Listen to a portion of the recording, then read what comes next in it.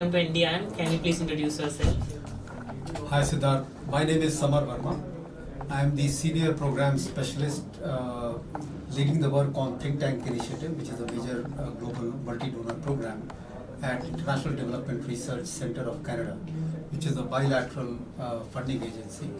We do a lot of development funding of research all over the world. I am part of this Think Tank Initiative, which is based here in Delhi for the Asia office. Okay, so sir, recently there's a lot of focus that is being put on artificial intelligence. So how artificial intelligence is linked with research? So, well, artificial intelligence itself is a result of research. Let me begin by saying this. Let me broaden the ambit of the question. Technology is a fact of life. We cannot wish it away, and in my view, we should not wish it away. Because in addition to, of course, some of the challenges that it's presenting, just as computers did 20, 30 years ago when it was introduced, yes, artificial intelligence, technology of the kind, modern kind, machine learning, algorithms, robotics, etc., are bringing in their own set of challenges.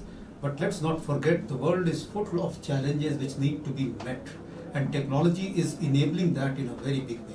Take artificial intelligence, and I am picking this up because you asked specifically on artificial intelligence. Now, artificial intelligence is playing a very big role in how, for instance, just to give you one example, on how health outcomes are being determined.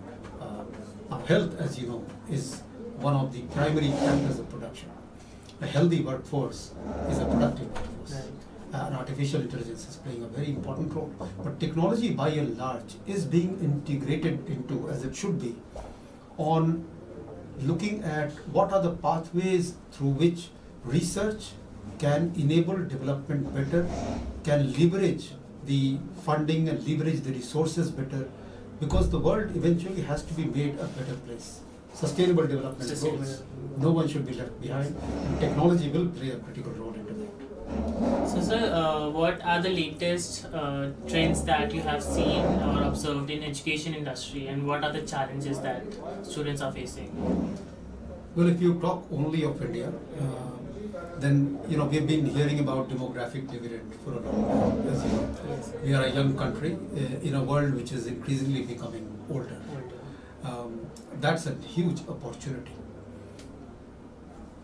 But then opportunity by themselves don't mean much unless we have the avenues and we create avenues for this opportunity to translate into productive outcomes. What does need to happen in order for that to take place?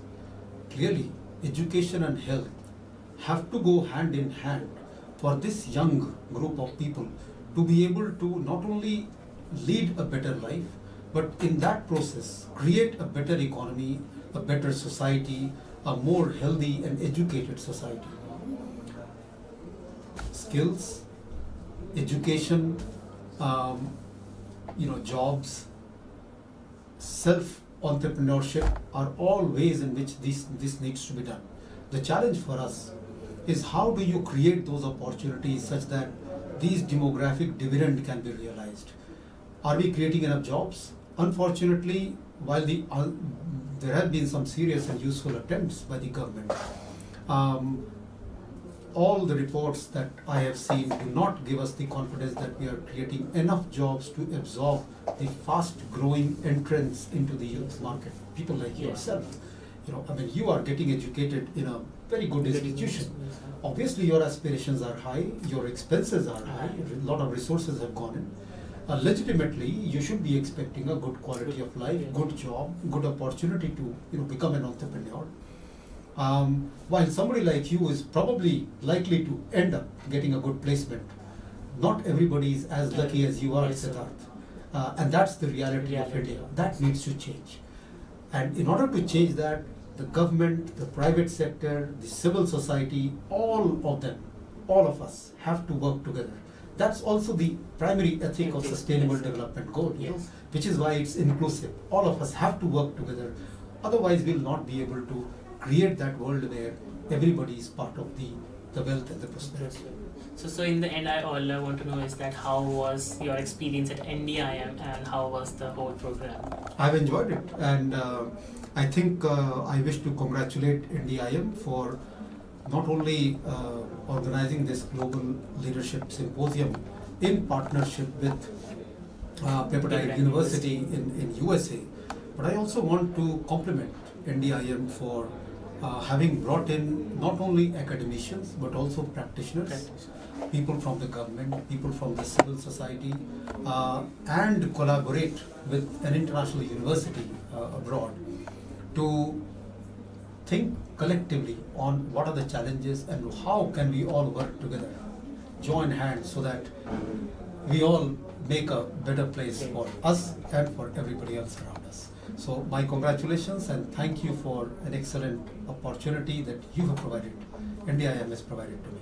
Thank you, sir. Thank you so much for such an insightful information, and I hope that I see you more on our campus. I look forward to this.